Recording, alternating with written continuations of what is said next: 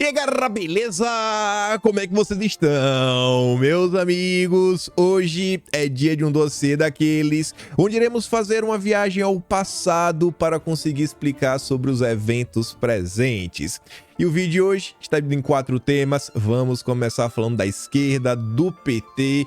Já vamos fazer, inclusive, uma pequena volta ao passado para comentar sobre um tema que tomou conta das redes sociais ao longo do dia de ontem e que escancara a hipocrisia da esquerda brasileira.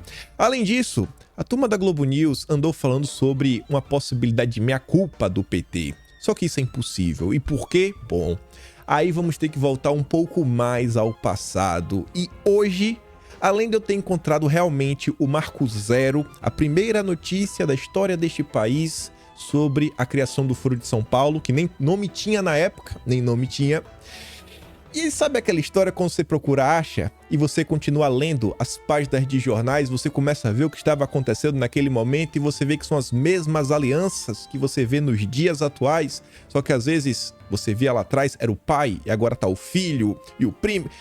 A história é interessante, só que mais do que isso, eu garanto pra vocês, coloco meu nome em jogo, eu vou mostrar a página de jornal. É uma página, para mim, a página mais icônica de todo o jornalismo brasileiro. É de julho de 1990. Vocês verão. Vocês acham que alguns vão querer emoldurar essa página e botar assim, falar, rapaz, é isso. Só vem comigo. Eu mudo meu nome se isso não for verdade. Ainda tem mais algumas coisinhas pra gente comentar. Depois vamos falar sobre ele. Jair Messias Bolsonaro concedeu entrevista ontem, falou algumas coisas importantíssimas. E eu também acabei fazendo uma viagem de volta ao passado, olhando algumas notas interessantes sobre Bolsonaro, quero compartilhar com vocês, ainda mais porque ele falou sobre a sucessão, sobre 2026 lá no Pânico, e tem mais algumas besteirinhas, e ele também falou sobre a reforma tributária, que é o quarto tópico do vídeo de hoje. Eu espero que dê para comentar sobre tudo, mas vamos começar já acelerado. Gente, olha isso daqui. Dengue. Uma doença aí que todo mundo conhece muito bem, um mal que ainda assola o Brasil. E tu imagina se isso daqui fosse o governo de Jair Messias Bolsonaro, mas como não é, não vai ter aquele estardalhaço. O Ministério da Saúde prioriza indústria nacional. E aí, o imunizante não deve chegar no SUS neste ano. Pra você entender melhor isso daqui, eu vou trazer o comentário do Samuel Pancher, jornalista do Metrópolis, aquele que dava escândalos com Bolsonaro, né, Sam?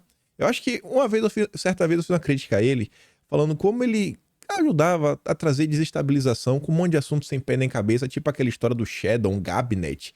Aí ele recortou o vídeo pra falar, olha só, o bolsonarista que as pessoas escutam me acusando de causar problemas no Brasil, e inclusive levar fome, porque eu falei, cara, esse tipo de problema só faz criar problema pro governo, que no final do dia vai gerar, sabe, um atraso na agenda do país e diversas coisas que vai impactar a economia e as pessoas ficarão mais pobres. Aí ele achou que era brincadeira. Aí tá aí agora, né? Isso é escandaloso. É mesmo, Sam. É escandaloso, né? Shadow Gabinet. Aqueles vídeos recortados da live pública de Bolsonaro que todo mundo podia ter visto. Aí ele recortou, botou música fúnebre pra dar ideia, né? Que é o Peaky Blinder. Achou o assunto assim, o furo do dia. Quase uma reunião secreta. Que tava uma live pública no Facebook. Aí foi aquele estardalhaço na época da CPI da pandemia. Mas tô falando demais. Aí ele fala, ó, tem lá no Japão já um produto eficaz, 80% de eficácia. Podia ter no Brasil, mas não vai ter. Porque o governo quer esperar um produto nacional que só deve ser aprovado em 2025. Se fosse Bolsonaro, tava preso. Hoje, Polícia Federal na porta da casa dele. Falando da esquerda também, a turminha aí do amor, aquele grupo de trabalho para discutir sobre questões de rede social, né? Como combater o mal, o ódio nas redes, etc. Tudo mais. Tem a Amanda Dávila, tem o Felipe Neto, eles se reuniram. Aí tem essa nota aqui do UOL que fala, ó, Ministério defende Constituição para a internet em relatório. O documento faz parte de um relatório produzido pela pasta com recomendações para enfrentamento do discurso de ódio, né, extremismo no Brasil. No trecho, o grupo de trabalho do Ministério, presidido pela ex-deputada Manuela Dávila, argumenta que ganha o destaque o debate sobre constitucionalismo digital. Não basta a PL 2630, querem criar uma constituição digital. Não vou nem entrar em detalhes, não vou nem entrar. Eu quero mostrar isso daqui, que eu acho que é muito melhor. A mesma turma da esquerda que luta por um ambiente mais saudável na internet é a mesma turma que ou fica calada ou tem uma turma que até compartilha. Porque o próprio Brasil 247, aquele portal que o Lula adora, já concedeu entrevista, publicou um documentário, né, falando que a questão lá do Adélio era tudo mentira, tudo fake. Aí você vê um perfil, a postagem, na hora que eu bati aqui o print, como vocês podem olhar ali embaixo, já consta com 291,2 mil visualizações, 291 mil views. O cara tá falando que esse Antônio Macedo, médico de Bolsonaro, disse que operou Bolsonaro, tava doente, né, tirou aí, e disse que Adélio nunca deu uma facada em Bolsonaro, né, e a facada nunca existiu. Esse post pode, né? A Manuela Dávila, o Felipe Neto, eles não vão falar nada. Não vai ter nenhum tipo de repúdio, não vai ter AGU, não vai ter nenhum tipo de denúncia. É beleza. A gente sabe como é hipocrisia. Aí, é que eu não vou entrar em muitos detalhes. Não vou entrar. Dia de ontem, se vocês pesquisarem aí, vocês botarem em qualquer rede social, se é que vocês já não viram esse vídeo e o outro, que é esse daqui, isso aqui é o Flávio Dino, ministro da Justiça e Segurança Pública, anos atrás. Meu amigo. Em ambas as oportunidades, esse daqui tem 12 anos com o vídeo no ar. E a turma não foi atrás? Algum miserável desocupado achou isso daqui. Gente, o senhor Flávio Dino, ele tá falando daquele assunto polêmico, que não pode mais nem ser comentado. Você não pode nem falar o que é, né? Nem pode mais falar. Envolve questões aí de eleição. Não pode. E ele tá falando assim um discurso que no dia de hoje ele ia ser caçado. Se ele repetisse o que ele disse, rapaz, é complicado, viu? Complicado. E aí, além disso, a turma não achou uns 10 tweets, mais ou menos, do senhor Flávio Dino, também fazendo acusações sérias sobre o assunto proibido e várias outras coisas. Eu falei, rapaz, eu não vou nem trazer, né? Porque o assunto é proibido. Mas eu deixo aqui pra vocês de recomendação. Quem procura acha. Na internet eu fiquei de cara. Eu falei, rapaz, Flávio Dino, o que é que você está fazendo, rapaz?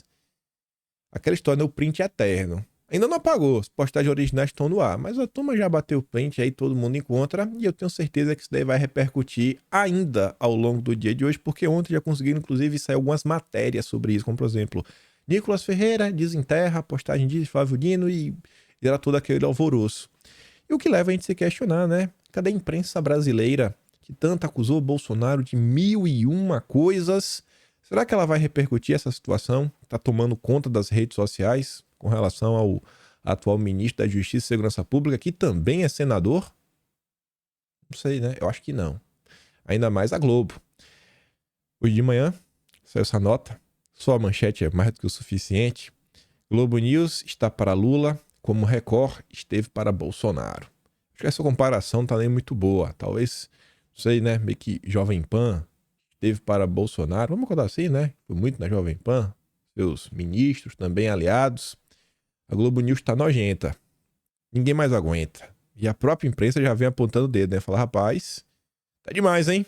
Virou uma espécie de assessoria de comunicação extraoficial do governo.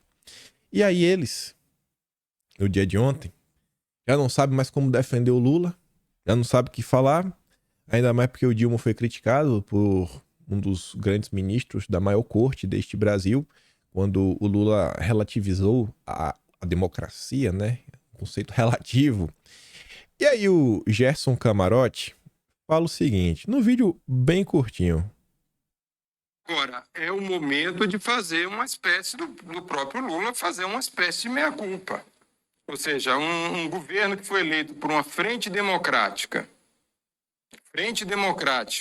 que foi feito, inclusive, ele ganhou votos daqueles que não jamais teriam votado no Lula, mas votaram justamente com medo de um viés autoritário aqui no Brasil, e aí vem relativizar a democracia na Venezuela. Então, essa é uma questão que cria uma saia justa para o Lula.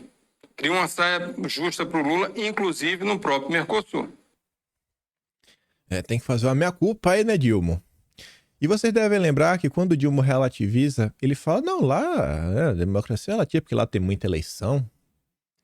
E aí a turma fala, ué, mas eleição não garante democracia, ainda mais quando você vê que os opositores estão sendo caçados. Então, assim, o Maduro colocando aí todo mundo que tem chance de derrotar ele como inelegível. Então, fica meio difícil, né? Fica meio difícil de levar a sério um cenário como esse. Só que, por que eu fiz questão de relembrar essa fala do Dilma sobre eleição? Porque ele falou que eleição garante que a Venezuela é democracia, né? Então, vamos ter que agora começar a fazer uma viagem de volta ao tempo, até para mostrar para a Globo News, porque não existe meia-culpa, principalmente para quem conhece o PT. E ninguém melhor para explicar o que Lula pensa do que ele mesmo. Aqui uma participação do Dilma no Roda Viva, você pode ver, ó, cabelo preto ainda, né? Barbinha, tá novinho, rapaz. Ainda tá com cigarrinho na mão. Você vê como era a TV no passado, né? Tudo era diferente. E aí o Dilma fala sobre democracia. Vamos ver se ele mudou muito de opinião, né? Conforme os tempos foi passando e ver se dá pra fazer uma meia-culpa. Ô, diacho, pera aí. Olha, veja, eu acho que a democracia no Brasil ela é muito incipiente e ela é muito mascarada, ela é muito maquiada, ela está mais ou menos igual ao plano cruzado. Se a gente reparar que a Alemanha Oriental até hoje ainda tem e sofre os prejuízos da Segunda Guerra Mundial e que não recebeu a ajuda que a outra Alemanha recebeu, a gente percebe que eles estão no caminho certo. Eles estão num caminho de tentar resolver o problema de acordo com os interesses do povo. Mesmo sem eleições, doutor? Então, veja, a eleição não é tudo. Como? É preciso acabar, veja, eu disse em Cuba... Olha, eu estou perplexo de ouvir essa sua frase. Eu disse que a eleição não é tudo, a eleição é apenas uma vírgula dentro de um sistema democrático. É básico, Lula. Pois é, mas ela não é tudo. Ela não é a única coisa, como se tenta dizer aqui no Brasil. Mas é a coisa Ela não é. Porque dizer que essas eleições que houve agora no dia 15 de novembro foram democráticas, é no mínimo a gente querer falsear essa coisa chamada democracia. Como é que ficam os jornais no seu socialismo? Veja, Como é que ficam os jornais? Ficam com as empresas? Não, ou quando ficam chegar com no o governo? socialismo, a gente vai dizer para você como é que fica. Mas eu estou muito curioso para saber. Você vê que não tem nem minha culpa, né? Você vê que, na verdade, o Lula se desmente. O Lula hoje usa o argumento que se tem eleição é democracia. E o Dilma, de anos atrás, falava que eleição não garante... Não precisa ter eleição. Não precisa nem ter eleição, né? Pra ser democracia. É só uma vírgula. Que minha culpa, gente? Não existe minha culpa pra quem conhece o PT e o que o PT pensa. Aí fica a Globo News, né, com esse trabalho aí de mentir pras pessoas, ficar enganando. Ai, o Lula, defensor da democracia da Frente Ampla. Cansa. Mas vamos lá, vamos que tem mais coisa engraçada. Hoje eu tava com tempo de começar a trabalhar mais cedo, o Atlas tá bem adiantado. Eu sentei, assim, eu falei, pô, no Google eu já tentei notícia no Brasil mesmo, nos grandes portais, como foi, por exemplo, a Folha de São Paulo, Estadão, Globo, Veja. O primeiro de todos a noticiar sobre a Folha de São Paulo foi em 95. Mas eu não me dei por satisfeito. Eu falei, rapaz, não é possível, velho, que ninguém comentou sobre o Folha de São Paulo antes. E eu fiquei batendo na tecla. Aí eu lembrei do site da Biblioteca Nacional. Cada dia mais eu tô viciado nesse site. Adoro ficar lendo jornal velho. Eu coloquei lá, né, procurar por verbete, botei década de 90, foi criado em 1990, em julho. Tem até a data específica, dia 4 de julho. E aí, coloquei lá para procurar o termo específico, Folha de São Paulo, filtrei na década de 1990 a 99, todos os veículos disponíveis na Biblioteca Nacional. E a primeira nota que eu encontrei, em ordem cronológica, a primeira de todas, não foi de 1990. Mas depois eu achei. Mas é uma história. Para até chegar em 1990 é uma história boa.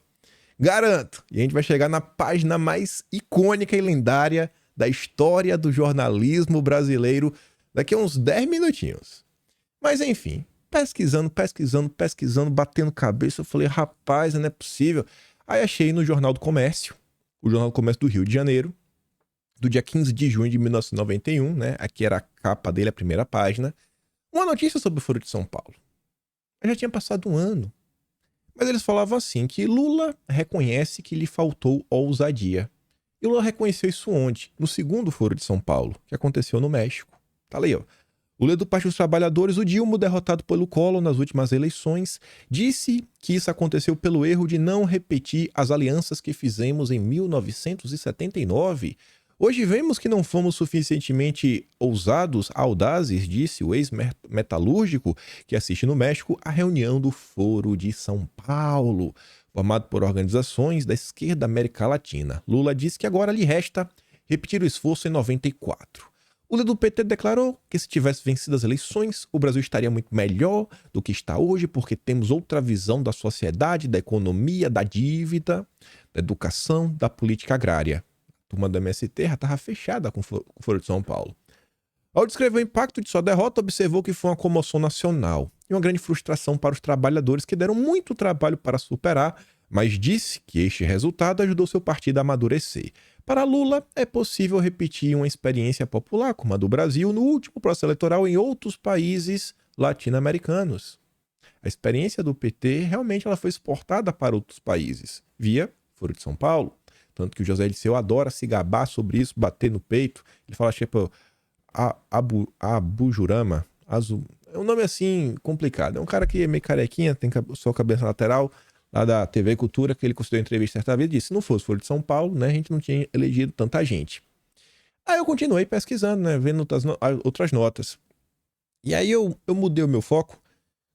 Essa já foi a notícia mais antiga que eu achei do Folha de São Paulo, eu tentei me questionar quando teria sido a primeira nota crítica ao Foro de São Paulo. Quantas pessoas começaram a criticar? Quando surgiu alguém com conhecimento suficiente para apontar o dedo e falar, rapaz, isso daqui é um problema. E a primeira que eu achei, né, um artigo opinativo, é do jornal A Tribuna. É um jornal de São Paulo, A Tribuna de São Paulo, esse daqui, de quinta-feira, 11 de agosto de 1994, dia do estudante, inclusive dia que meus pais celebram o aniversário de casamento. Aí, nesse jornal, tem a página, né, do leitor, Carta aos Leitores. A Folha de São Paulo, hoje você vê como é o nível do leitor da Folha de São Paulo. Aqui era o padrão dos leitores da Tribuna de São Paulo. A gente até tem que se questionar o que foi que aconteceu com a sociedade brasileira. Um leitor chamado Orlando Lovecchio Filho escreveu o seguinte, falácias. É o título que ele deu para notinha. Com que moral Lula e Mercadante dizem que Marco Maciel foi no passado um serviçal dos militares capaz da ditadura identificado com a farda e o autoritarismo? Esqueceram-se do atual e secaz fanatismo pelo tirano Fidel Castro, que não abandona a farda há 35 anos, e mais, a especial recomendação do concubino guru caribenho ao PT e Lula, que fundaram em São Paulo o desconhecido e silencioso Foro de São Paulo, entidade com deliberações quase secretas, onde a nata de organizações de esquerda e seus camaradas, presentes nas diversas reuniões, muito provavelmente ainda devem estar afinados em recompensar o socialismo do perdido leste europeu com ganhos na América Latina e, quem sabe, tentar arregar um simulacro da União Soviética no continente com suas falecidas políticas autoritárias, totalitárias, supranacionais, um verdadeiro perigo à soberania nacional e continental. A julgar pelas palavras do vice, nunca tive de pedir à população que esqueça o que eu escrevi, conclui-se que não mudam nem evoluem, continuam os mesmos. O cara descreveu exatamente a proposta do Foro de São Paulo, tentar reconstruir o que foi perdido no leste europeu, 1994. A época era um leitor. Nessa mesma época, aí já despontava, esse daqui foi um grande crítico do Foro de São Paulo, e é o cara responsável, inclusive, por apresentar o assunto ao Olavo de Carvalho. O Olavo sempre falou isso. O advogado José Carlos Graça Wagner. Em uma página inteira do mesmo jornal, né, Tribuna de São Paulo, como vocês podem ver ali, mas de outro dia, né, foi domingo, 14 de agosto de 1994, aqui eu não vou ler as notas, mas essa página inteira é dedicado ao José Carlos Graça Wagner, que já estava anunciando que iria publicar um livro sobre o tema.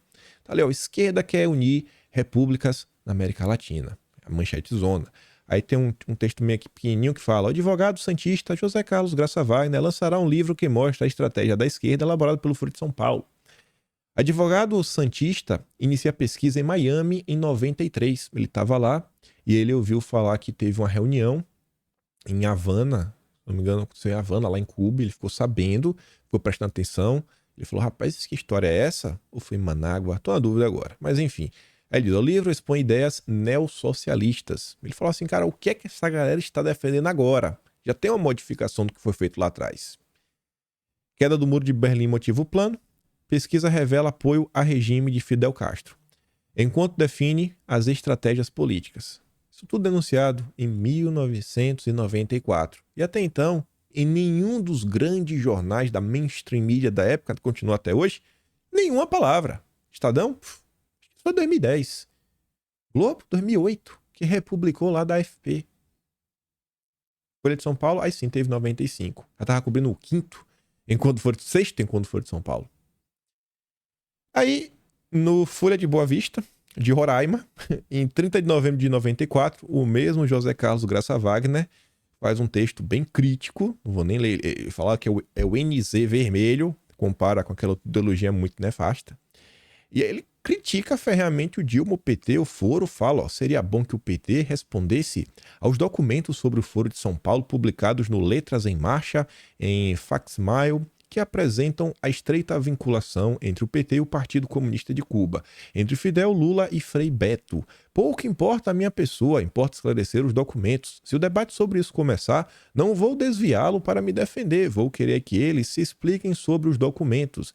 Espero, aliás, que não usem os métodos perversos, agora com colorido vermelho, para silenciar o debate. Por fim, é preciso também que Dilma explique a sua participação no diálogo interamericano ao lado de David Rockefeller, de McNamara e também de Fernando Henrique Cardoso.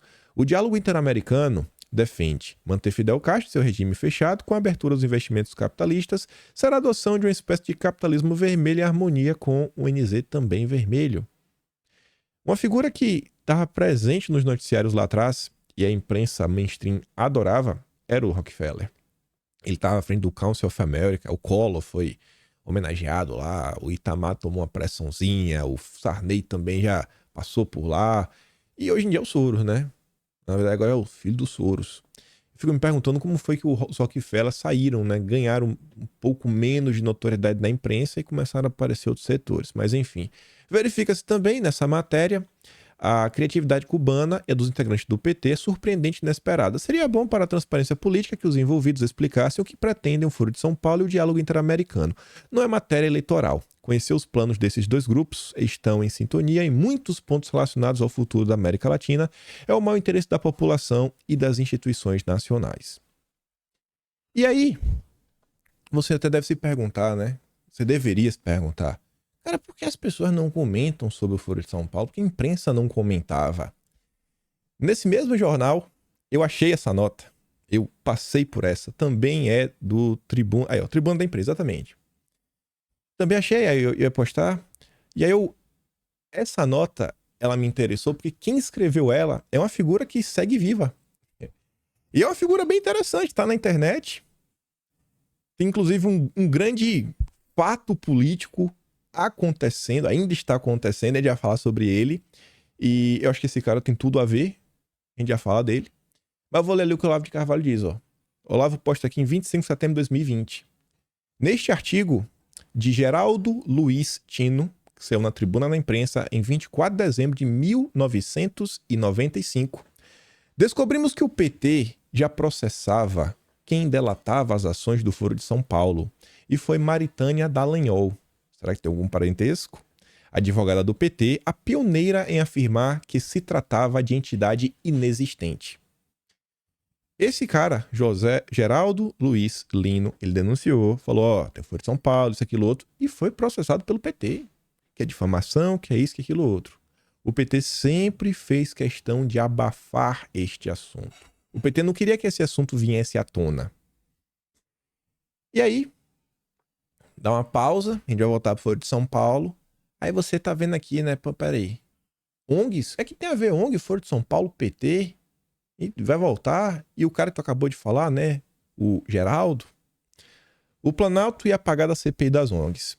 O governo traçou uma estratégia de escanteio para lidar com a apagada CPI das ONGs, que promete investigar organizações que atuaram na região amazônica.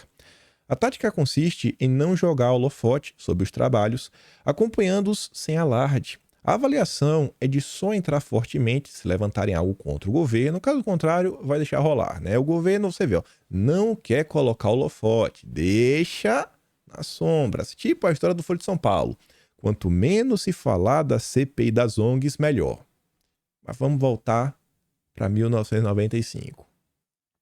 Em 11 de dezembro de 1995, o mesmo Geraldo Luiz Lino, na Tribuna da Imprensa, publica o seguinte artigo: para que serve um serviço de informações? Na época, ele estava defendendo que o Brasil tivesse algo.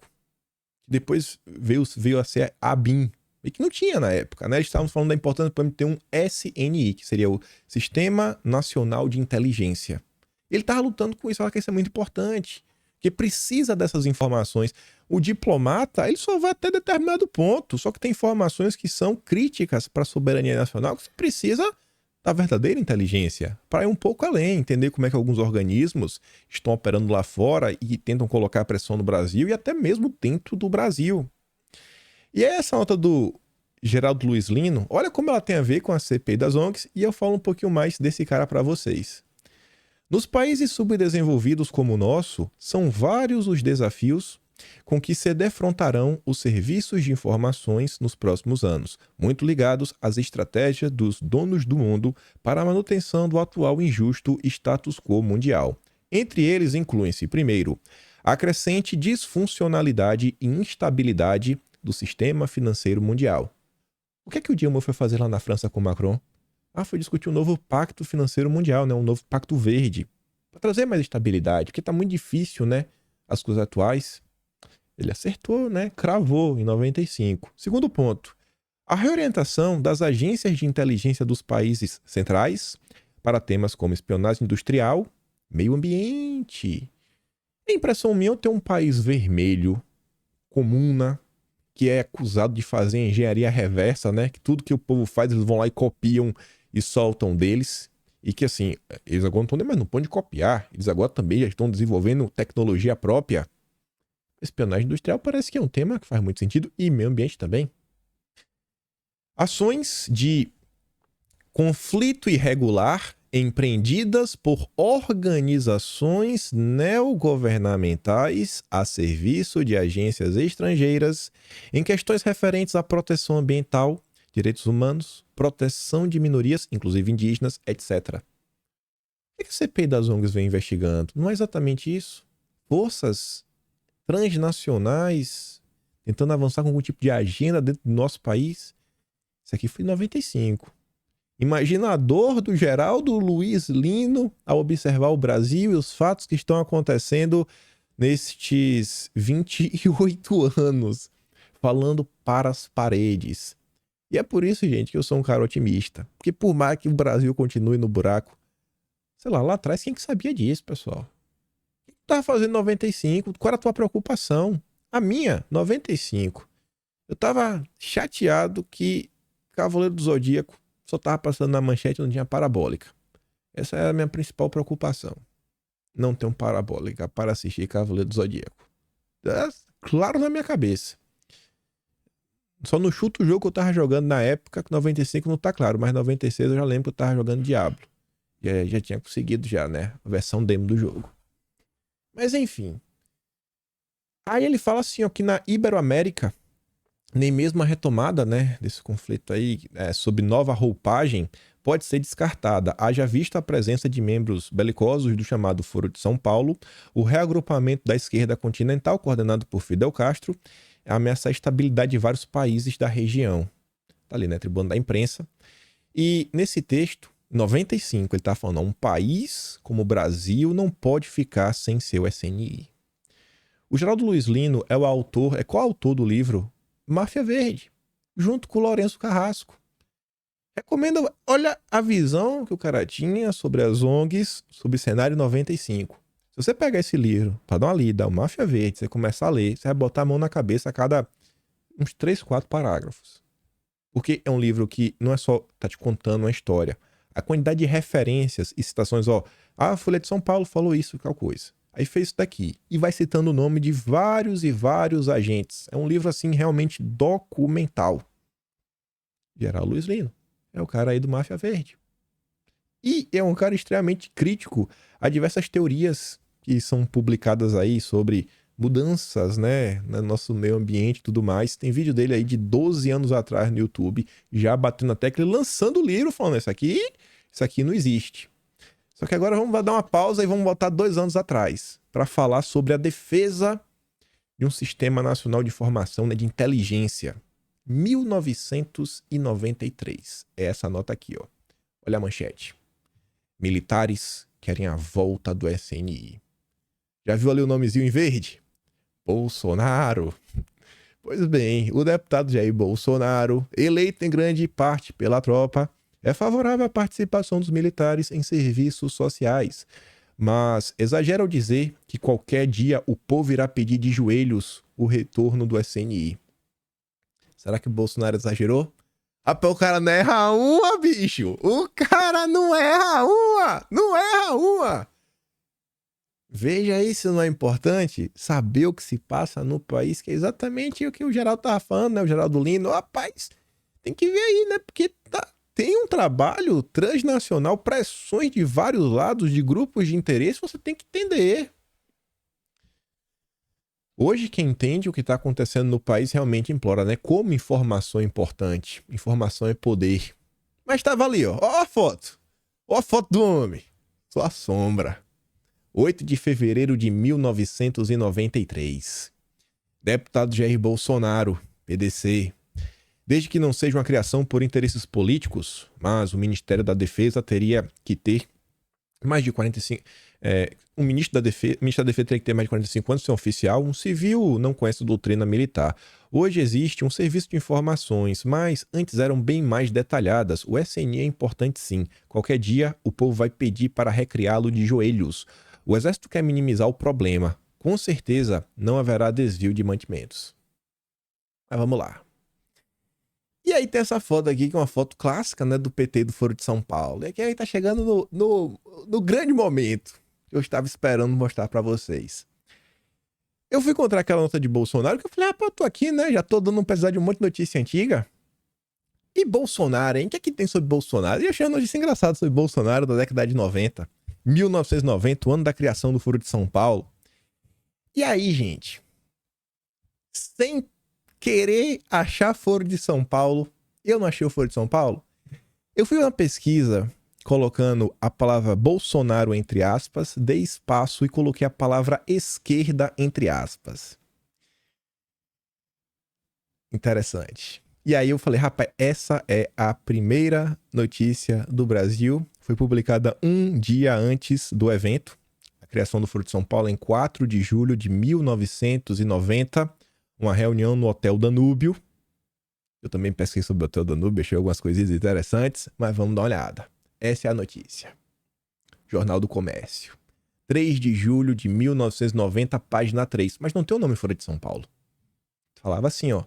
A esquerda latina prega a unidade. Em seu primeiro dia de sessões, o encontro de 80 delegações de 48 partidos e organizações políticas de esquerda de 14 países latino-americanos coincidiu na observação de que somente a união das correntes populares poderá impedir que a América Latina e o Caribe continuem pagando suas dívidas externas nos termos atualmente exigidos pelos credores. De acordo com os líderes esquerdistas, a união dos partidos e agrupamentos esquerdistas também poderá inibir as políticas governamentais de incentivo à privatização de empresas estatais e de internacionalização da economia.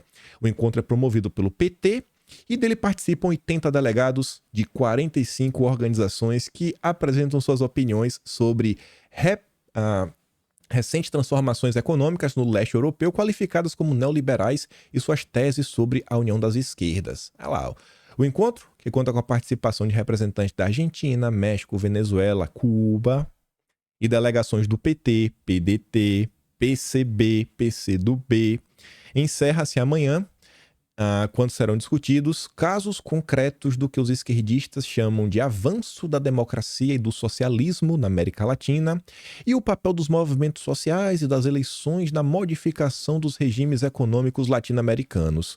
O presidente nacional do PT, Luiz Ignácio, né? Tá com um G ainda, acho que não tem o G mais, mas enfim, Luiz Ignácio Lula da Silva disse que a esquerda pode influir na mudança de comportamento dos países da América Latina e Caribe que agem como se fossem colônia dos países ricos. Lula não escondeu a intenção de transformar um encontro de esquerdistas no embrião de uma frente latino-americana. Aí fala o Lula, né? Penso que nesse encontro devemos deliberar sobre alguma coisa que possa unificar ainda mais a atuação da esquerda na América Latina e no Caribe. Eu queria muito ver aqui a cara do Eduardo Girotto, que dizia que o Foro de São Paulo não delibera nada. Devia pegar, né, a canetinha dele e pedir lá pro dono do Metrópole, não, me demite aí, cidadão, não tenho capacidade de estar aqui. Ou então escreve uma nota de repúdio a ele mesmo, pedindo desculpa por tudo que ele falou, né? Toda a baboseira que ele falou para passar pano pro Lula e Foro de São Paulo. A frase de Lula parece ter sido a semente lançada já na abertura do encontro para alcançar terreno fértil, pelo menos entre os petistas. Membros da executiva do partido e da Comissão de Relações Internacionais, João Machado, disse que a frente só vai efetivar caso haja consenso entre os delegados. E houve, né? 3 delegados da Argentina, México e Cuba interromperam a reunião à tarde para a entrevista, já que os debates são fechados à imprensa. Não pode, é tudo secreto. O debate não pode ter imprensa, né? É secreto. Eduardo Esposito, do Movimento ao Socialismo Argentino, disse que as esquerdas tiveram um papel fundamental na queda das ditaduras militares. Sobre o fato da economia latino-americana refletir modelos que interessam aos Estados Unidos e ao FMI, Eduardo Esposito acredita que isso se deve a alguns erros da própria esquerda, que não soube aproveitar as oportunidades surgidas com a abertura política no Cone Sul. E tu sabe por que essa matéria é importante?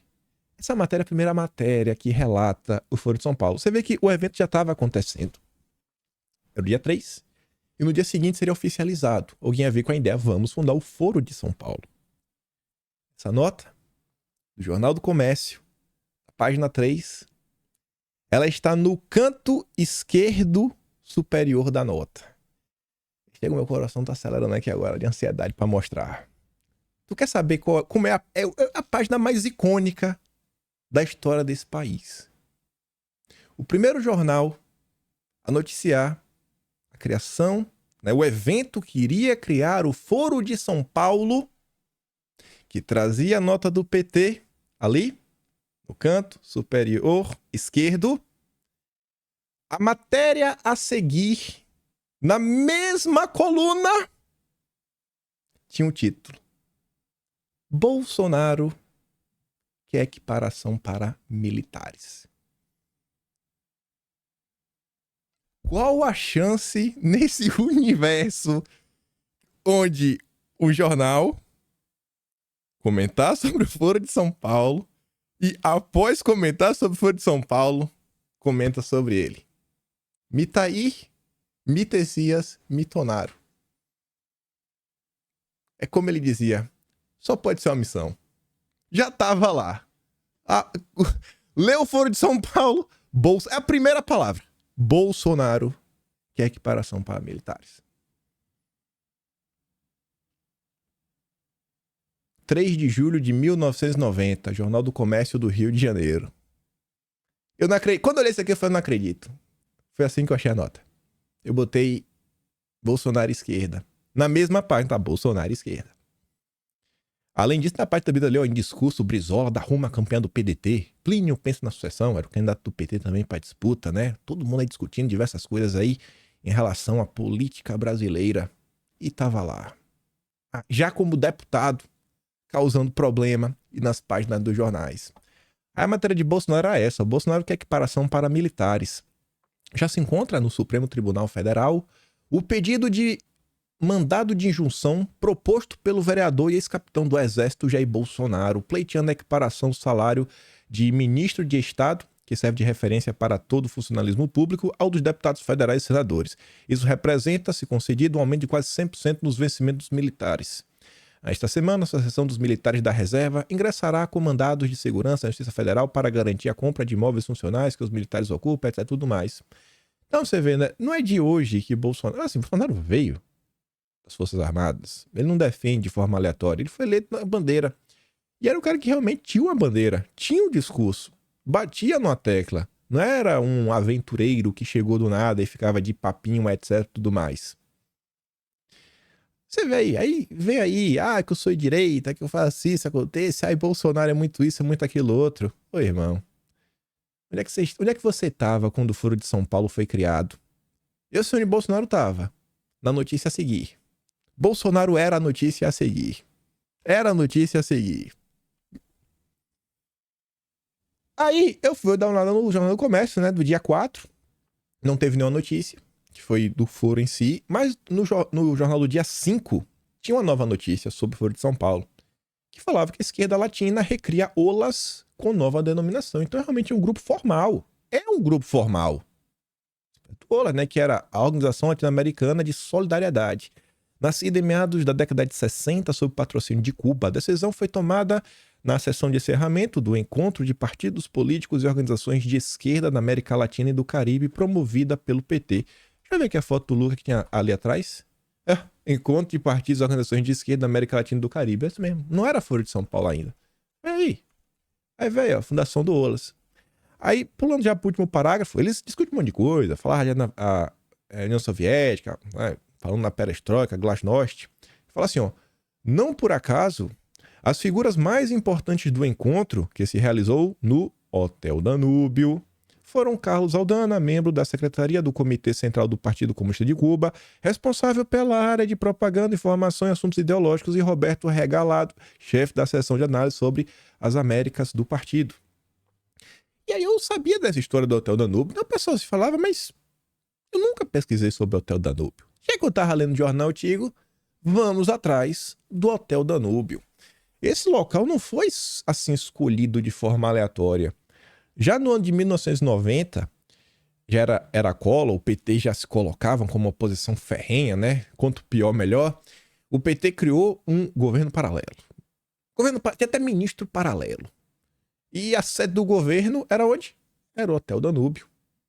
Já era um local que o PT tinha inúmeras reuniões das discussões mais diversas. Você vê ali, o PT forma governo paralelo e reúne-se sexta e sábado. Essa notícia é de 14 de março de 1990, mas tem alguma notícia também já de janeiro de 1990. É capaz de ter de 1989, mas eu não fui atrás. No ano do Foro de São Paulo. Aí que eu falei para vocês que algumas respostas para movimentos atuais, inclusive da Frente Ampla, muitas delas estão no passado. Sábado, dia 28 de abril de 1990, Jornal do Brasil. Quem escreveu até foi o Anselmo Góes, que atualmente está na Globo. É um passador de pano para o Lula. E o Anselmo Góes falava que os economistas César Maia, acho que é o pai do Rodrigo Maia, né? César Maia, junto com Aloysio Mercadante, que está agora à frente do BNDES, junto com José Serra. Mas peraí, pô. José Serra não é do PSDB? Não era oposição ao Lula? Tá bom. E Maria de Conceição Tavares debatem o plano Collor no primeiro encontro do governo paralelo do dia 5 no Hotel Danúbio. Frente Ampla, gente. Na verdade é só esquerda, com nome diferente. PSDB, PT, sabe o que é PFL, União Brasil, DEA, Rodrigo Maia. É a mesma turma. Aí agora pega aquele vídeo clássico do Ciro Gomes na entrevista para André Sadi, ou foi no início de 2020 ou foi em 2019, que ele falou, não, tinha lá a eleição da presidência da Câmara, a gente ia perder, a gente diz esquerda. Falei, pô, tem o Rodrigo Maia, é confiável, o pai dele, rapaz, militante. Teve que sair, né, fugido, foi pro Chile, refugiado, né, exilado. Rodrigo Maia nasceu no Chile. Nossa, ele tava lá no governo paralelo do PT. Filhinho de peixe, peixinho é, olha o Serra. Aí, qual a grande crítica que a turma tem da esquerda, né? Rapaz, a esquerda não aceita perder. Perde e vai recorrer para outro poder. 23 de março de 1990. Também é o ano da fundação do Foro de São Paulo. Jornal pioneiro. Lula quer partidos recorrendo ao Supremo contra plano econômico. Perdeu? Vamos lá, vamos judicializar. Olha desde quando a judicialização da política acontece. E tenta fazer uma reflexão também, que é o seguinte. Imagina quantos anos essa turma está organizada. Essa turma tem organização desde antes de entrar na política, desde a época dos sindicatos. Pensa tudo isso. Pensa todo o tempo que essa turma passou na frente do governo. Sabe, na frente mesmo do governo. 8 anos só de Lula, depois Dilma. Indicações. Pensa todo o controle da máquina. Aí Bolsonaro que tava lá batendo cabeça sozinho, falando um monte de coisa. A turma queria que ele entrasse em 4 anos, fizesse a revolução no Brasil. Quantas pessoas o Dilma não indicou para a máquina para diversas alas e que inclusive causaram problemas para Bolsonaro? Bolsonaro errou? Com certeza. Fez um monte de coisa que poderia ter evitado? Com certeza. Mas você não acha que é um pouco injusto? Cobrar de Bolsonaro um monte de coisa quando grande parte do tempo era ele que estava lutando sozinho? Na década de 90, tava ali, Bolsonaro é fã dele, né? E onde é que tava? Os super conservadores. Onde é que tava os patatistas?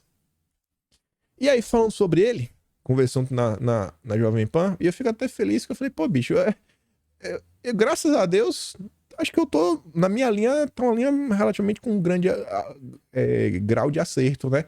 Porque eu falei ontem, pessoal, ontem, de manhã, antes do pânico, eu falei, gente, a turma tem brigando pra ver quem que vai ser candidato desse, aquilo, outro, essa, tudo mais. E meus amigos, tem pra que esperar, não tem pra que decidir agora. Bolsonaro nem fora do jogo tá ainda, calma. E pra que decidir agora? Não tá vendo que a imprensa quer gerar confusão? Eu ainda falei que assim, Bolsonaro, na hora que ele apontar o dedo, vai ser, tá no segundo turno, pode ser o cachorro caramelo. Olha lá, tô na UTI, mas tô vivo. Querem dividir o meu espólio, diz Bolsonaro após ficar inelegível. Eu nem vou ler essa nota, já vou dar play aqui na fala do Jair. Olha o que ele disse. Não é justo aí, eu tô na UTI, eu não morri ainda. Alguém já querer dividir o meu espólio, tá certo? Agora, o que eu vejo aqui, nomes nacional, né? Não tem um nome ainda de um conhecimento do Brasil todo para fazer o que eu fiz ao longo desses 4 anos. Nós ajudamos a surgir certas lideranças. Você vê o Tarcísio de São Paulo. Ele é fluminense, né?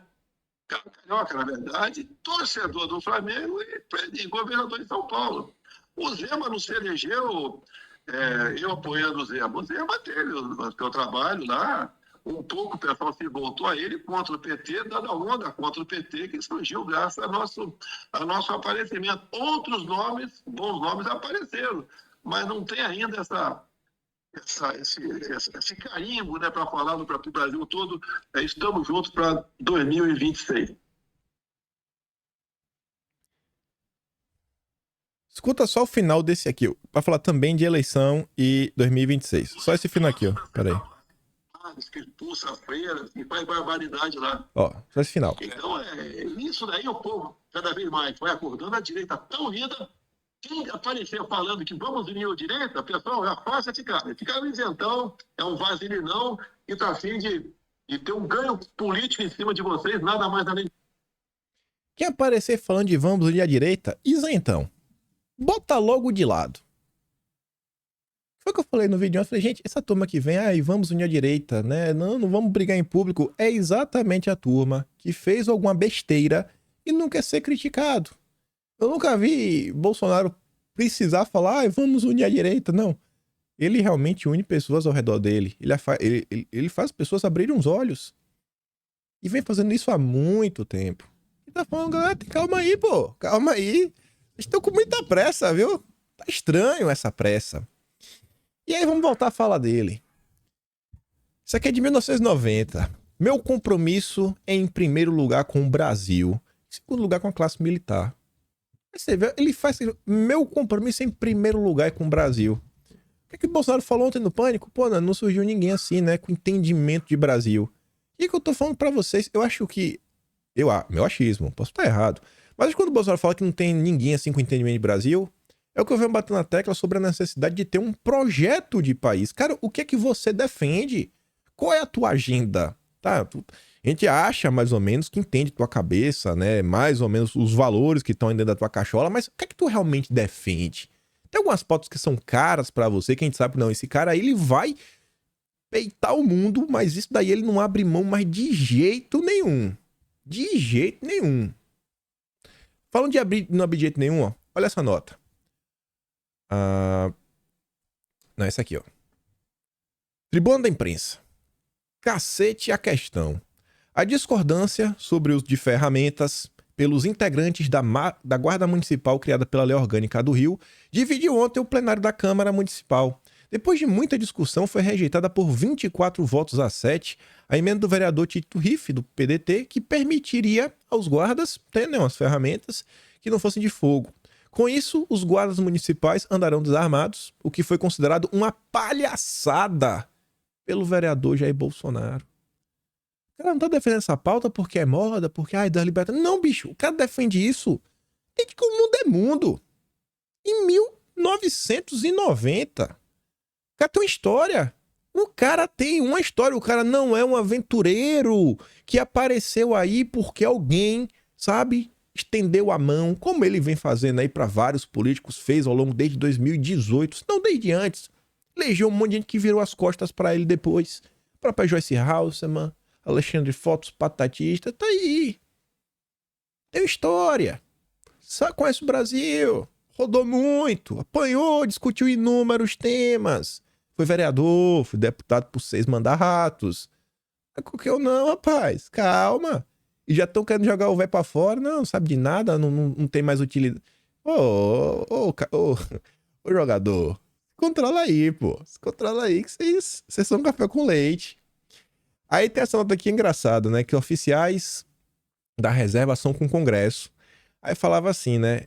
Ali, ó. Segundo o capitão reformado e hoje vereador Jair Bolsonaro, a intenção é aglutinar nesta agremiação profissionais liberais de preferência com perfil ideológico de centro-direita.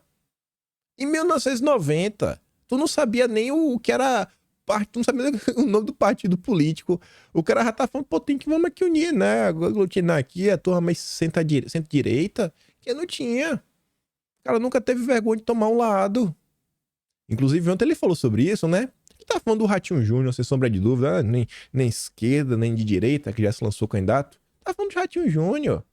E tá aí. Bolsonaro não escolheu a direita porque era moda, porque é a nova contracultura, não. O cara tem história. Tem história. E essa nota aqui é que você vê, bicho. Bolsonaro, ele não inventou um discurso. Ele tá batendo na mesma tecla há mais de 30 anos. Política no IPTU. Um texto escrito pelo próprio Jair Messias Bolsonaro. Senhor redator, a população fica perplexa, né? Quando vê a questão do IPTU, foram 34 votos favoráveis, só 4 abstenções e só 4 votos contrários. Bolsonaro foi contrário a aumentar o IPTU. Ele achou que é um absurdo. Não pode mais colocar imposto do povo. O cara já era contra imposto desde 1990. Fala dele. Aí ele está listando várias coisas. Aí lá no fim da nota, antepenúltimo parágrafo, na verdade, penúltimo parágrafo, Bolsonaro escreveu o seguinte, ó. A verdade, de forma simples e objetiva, é esta. A população deve se conscientizar e não pedir para o legislador resolver seus problemas materiais.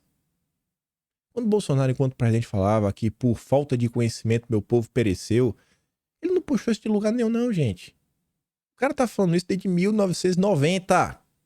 Não é um aventureiro. 1990.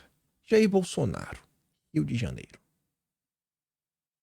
Mais importante para aquele que quer servir e ama seu município é atualmente sua ressurreição. A reeleição deve ser algo natural, espontâneo, que advém do trabalho consciente da Câmara como um todo. E é por isso que ele foi reeleito e cada vez mais tinha mais apoio. Porque eu acho que os eleitores deste cara, há muitos anos, realmente foram as pessoas que despertaram. Passo o pano, mas passo. Bora, Jair. Bora que a gente tá passando aqui. Mas como é que eu não passo? Tá aí, ó. A insatisfação aproxima a tropa do esquerdismo. Só falou, pô, o que tá fazendo aí, bicho? Vocês estão aí destruindo diversos setores. Vocês estão basicamente jogando no colo da esquerda. Falando da questão lá, né? O problema de questão salarial, etc. Tudo mais. Falando, vai cair no colo da CUT. O cara tá criticando a CUT. Onde é que tu tava em 1990? É que o cara não presta mais. Vou jogar o cara na lata do lixo. Pelo amor de Deus, né? E aí, o Jair que até então talvez não possa disputar 2026, mas poderia disputar 2030. Até então, parece que nem 2030 mais vai poder disputar, pelo menos que depender da turma da esquerda. A CNN diz o seguinte, né, que MP decide pedir ao TCU levantamento sobre custos de encontro com diplomatas. Vai pedir lá, né? Enfim, vamos pedir a realização, fazer um levantamento, ver como foi Bolsonaro gastou, né, para fazer o evento com os embaixadores. Quem pediu foi o Lucas Furtado. Esse cara acho que odeia Bolsonaro. Esse cara tem mais de 50 pedidos ao longo desses 4 anos. Segundo dado obtido pela CNN, que faz parte do processo sigiloso, a reunião teve um custo apenas de planejamento e logística de 12 mil. Aí tem um gasto com transmissão ao vivo, da EBC, com a estrutura da residência oficial. Não sei o que seria isso, vamos falar que tem um aluguel, né? Fazer uma proporção. O TCU costuma levar adiante pedidos de ressarcimento de valores totais maiores do que 100 mil. E aí a turma da Globo News diz que a partir da lei da ficha limpa, a depender da decisão do TCU, Bolsonaro poderia ficar inelegível também em 2030. A turma da esquerda tá nervosa. Isso porque Bolsonaro acabou, né? Acabou, tá desidratado.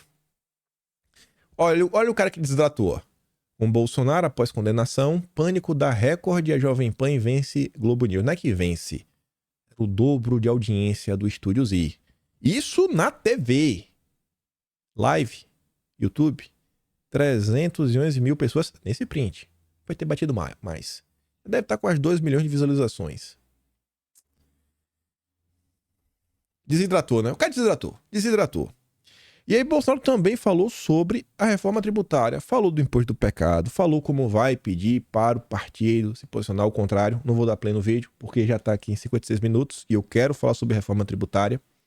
A turma do Globo já está passando pano, falando, olha, o IVA tem em todos os países desenvolvidos. O IVA é muito bom, precisamos da reforma tributária do Lula.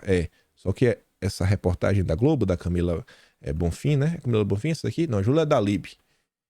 Não conta que a reforma tributária, que esse IVA, que é tão bom, no Brasil, esse de 25%, seria um dos maiores do mundo. Talvez o maior do mundo, né? Porque talvez não seja só 25%. Reforma tributária. Grupo de Lira reclama da falta de empenho do governo. Sabe qual é a falta de empenho que os deputados estão cobrando? Emendas. A principal reclamação está relacionada ao atraso no pagamento de emendas parlamentares pelo Executivo. Só estão pagando as emendas impositivas. Oh, meu Deus, coitadinho, né?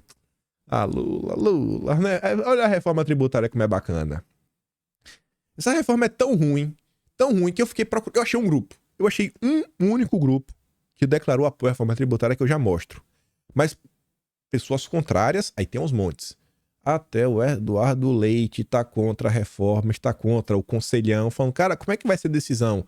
Vai ser por proporcionalidade, número de cidades? Porque se for por número de cidade, você juntou Norte e Nordeste e já tem maioria. Então 2 regiões vão mandar no resto do país inteiro? Talvez essa seja a ideia do Lula, né? Só para você ver, nem o Eduardo Leite está a favor. Impacto da tributária no setor de serviço gera reação de frente parlamentar. Esperamos que o relatório consiga ser mais preciso no impacto na vida real dos consumidores e das empresas. Ainda há muita dúvida sobre o valor da alíquota e o peso do imposto para os empreendedores, diz o Efraim Filho, do União Brasil da Paraíba. Integrantes do setor de serviços argumentam que o segmento do qual faz parte, bares e restaurantes, por exemplo, é o principal gerador de empregos no país e por isso não pode ser sobretaxado sob o risco da perda de postos de trabalho. Frente de Prefeitos vai lançar uma propaganda na TV para alertar a população, falando que esse novo modelo de reforma tributária é injusto, aumenta impostos para os mais pobres, tira recursos dos municípios, prejudicando os serviços essenciais como os de saúde, educação e transporte. Essa é a reforma do PT. Aí eu achei um grupo. Olha quem está a favor. A Fiesp, do sobrinho de consideração do Lula, né? O Josué Gomes. Só. Fiesp prepara movimento de apoio. O Josué Gomes, que tem experiência em fazer cartinha, né? Fez a carta Democracia, agora vai tentar ajudar o Haddad e o Lula. Mas nessa mesma matéria que mostra que o Josué Gomes vai trabalhar a favor do Lula, entre os críticos tem a Brava, a Berc, a Abrafesta, Sescom, CNTUR, VHOE, RESP, a Sebrace, Abralimp, Febrac, Sindeprestem, Sindirosp, FENEP, Sinstal, ABT. Só que tem 14. A favor até agora, só o Josué Gomes. Por que será? E aí eu acelerei porque essa é a matéria para encerrar o vídeo. Ele tá me ligando, não posso atender agora não. Deixa eu botar aqui. Não posso falar agora. Olha isso daqui que saiu, gente. Meu Deus do céu. Estímulos à economia verde são incorporados à reforma tributária. Vejam quais. E não é só o imposto do pecado. Tem algumas coisas que a gente comentou naquele outro dia. Falando assim, ó. Ponto central na política do governo do Dilma, a preocupação com o meio ambiente foi incorporada à reforma tributária pelo Congresso.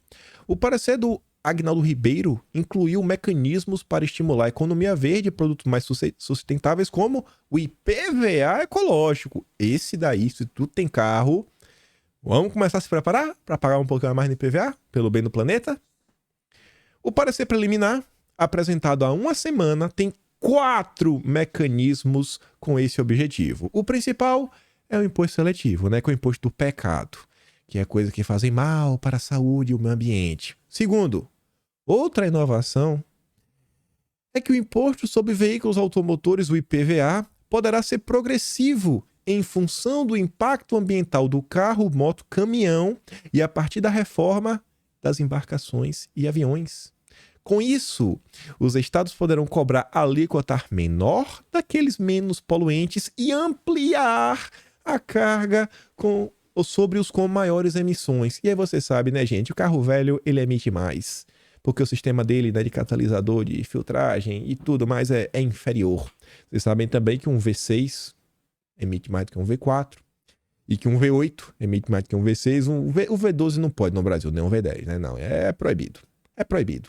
Então você que tem um caminhãozinho, caminhoneiro, tá preparado, irmão? Vai pagar mais. Vai pagar mais. Se a reforma do Lula passar, vai pagar mais.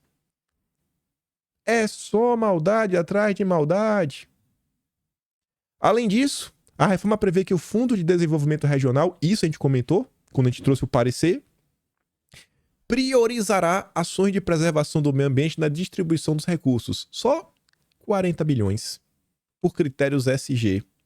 E que sempre que possível, a concessão de incentivos regionais considerará critérios ambientais. Também comentamos sobre isso. Tá bom? Não tem mais. As mudanças foram defendidas pelos deputados Sidney Leite, do PSD do Amazonas, e quem?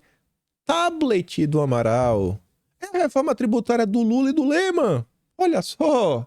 No grupo de trabalho da Câmara, incorporadas, mesmo que parcialmente, no texto substitutivo.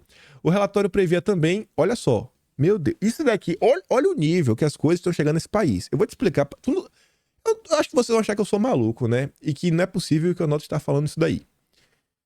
O equilíbrio socioambiental seria um dos objetivos do sistema tributário brasileiro, o que poderia levar a discussão no futuro para os demais impostos, mas que isso não entrou na PEC. Olha só. A turma queria colocar o equilíbrio socioambiental para falar o seguinte: no futuro, outros impostos poderão sofrer modificações para você aumentar a arrecadação para proteger o meio ambiente. Seja para, quem sabe, sobretaxar algum tipo de atividade, né, serviço, né? Quem sabe até imposto de renda, se você trabalha com atividade muito poluente, ou que faz mal à saúde, você também reduzir, se você for SG. Estou pegando um imposto. Imagine toda a economia brasileira, os impostos variando para mais ou para menos, para ter um equilíbrio socioambiental. E olha a palavrinha mágica também, o sócio, que entra as questões do S, do social, né? Opa, essa empresa tem muita minoria, logo vai pagar nada mais. Nossa, essa empresa aqui não tem minorias? Vai ter que pagar mais imposto. Vai ter que pagar imposto porque não tem minoria na sua empresa. Você acha que isso não vai acontecer com a Tabata Amaral na frente de um projeto como esse? Alguns pontos ainda geram debate, só serão decididos na futura lei complementar que vai regular a reforma. O imposto seletivo, o imposto do pecado é um deles. Tabata defende que o imposto do pecado sirva para criar taxação sobre o carbono nos moldes debatidos na Europa, África e América Latina. Ou seja, o que a Marina previa, que a reforma tributária seria o passo inicial para a regulamentação do mercado de carbono, é esse daí, ó. Vamos começar aqui. Eu nem vou ler o que a Tabata falou. Pós-doutoranda em Direito Tributário, a professora da FGV, senhorita Santana, afirma que a reforma pela primeira vez teve um olhar ambiental. E eu falei pessoal, era para ser uma reforma econômica, virou uma reforma ideológica, uma reforma verde. O que deve ser destacado, mas que PEC precisa de ajustes. Ela sugere acrescentar que o imposto do pecado incidirá também sobre a extração de bens, serviços e direitos, termos que permitiriam debater no Brasil a taxação sobre carbono e sobre os malefícios da inteligência artificial. Tá pouco ainda, viu? Ela quer mais. Onde eles querem chegar? Não precisa que o Brasil tribute agora, mas não pode ter vedação ou no futuro podemos precisar de uma nova PEC para assinar acordos internacionais. Eles querem garantir a todo custo taxar as emissões de carbono agora. Vocês já entenderam onde eles querem chegar. Vocês já entenderam. Vai ser um imposto internacional, gente. Você só tem como financiar um governo mundial, uma estrutura, uma governança mundial se você tiver, né, um imposto mundial. Tá aí, vai ser um imposto de carbono. Digam, né? Bem-vindo, ele tá vindo. O que depende do Lula, ele tá aí. E do Lira também. E aí a nota do valor econômico fala dele. O imposto do pecado, né, o IS Verde, também encontrou um ruído político pela frente. Quem? O ex-presidente Jair Messias Bolsonaro defendeu nas redes sociais semana passada que o imposto pode incidir até sobre a picanha. Embora isso não esteja em debate, né, ele cobrou que os deputados de direita rejeitem o projeto. E Bolsonaro diz: os doutores petistas resolveram, para o bem da nossa saúde e do planeta, nos cobrar mais impostos. Pelo exposto, o aumento da carga tributária, a hora prevista, nos levará a uma queda de produtividade no campo, ao fechamento de fábricas, menos comércio, mais desemprego e inflação. O cara não é deputado, o cara não é senador, o cara podia estar descansando, mas tá aí. Imagine se os nossos deputados estivessem batendo na tecla. É quando você vai olhar as grandes discussões para o país, quem está comentando sobre ela? Bolsonaro. É isso que Bolsonaro disse. Falta experiência. Todo mundo quer receber o espólio, todo mundo quer ser presidente, paparicado. Mas cadê a galera preocupada com o Brasil? Eu posso falar por mim, porque eu tenho como provar isso, inclusive, de forma bem fácil. Se vocês abrirem o Atlas de março, tá falando de reforma tributária. Se vocês abrirem o Atlas de abril, tem um capítulo específico. Acho que no de abril e março, ambos, o abril é com certeza, ambos têm um capítulo específico sobre a reforma tributária. Eu não sou candidato a nada. A nada. E eu tô comentando sobre isso porque os nossos parlamentares não podem comentar também. Gente, eu não estudei, sabe, direito, né? Não sou especialista em direito tributário, também não fiz economia, mas tem coisas que é bom senso, né? E eu não tenho assessores para me auxiliar, como são os deputados, que podem, inclusive, pedir, solicitar pareceres, tem verba para isso. Então, a turma precisa se mover um pouquinho mais. Mas é isso. Eu fico por aqui. Vou mandar todos os vídeos que eu dei play, até o que eu não dei play de Bolsonaro falando sobre reforma tributária no Telegram. Link tá na descrição. Se gosta do meu trabalho, passa amanhã no canal. Tem um Tony Valeu, tem um Pedro na descrição. Atlas Brasileiro, kimpaim.com.br. E te peço para compartilhar esse vídeo e voltar amanhã se der, né? Grande beijo, abraço, tamo juntos. Valeu, meus amigos. Fui!